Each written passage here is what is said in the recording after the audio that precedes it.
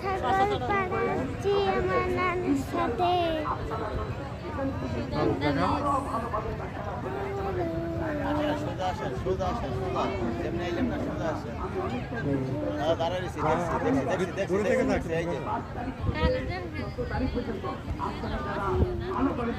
আমরা আগামীকাল আপনাদের আশীর্বাদ পুরস্কার আমরা সব কিছু